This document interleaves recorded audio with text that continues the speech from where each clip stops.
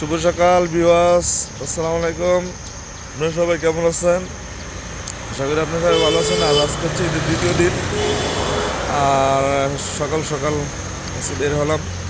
মোটামুটি ওয়েদারটা খুব ভালো আছে, আর আশা করি সবার মন মানসিকতা ভালো আছে, আর ওয়েদারটাও খুব ভালো যাবে আজকে। বৃষ্টি নেই আজকে দুদিন যাবৎ।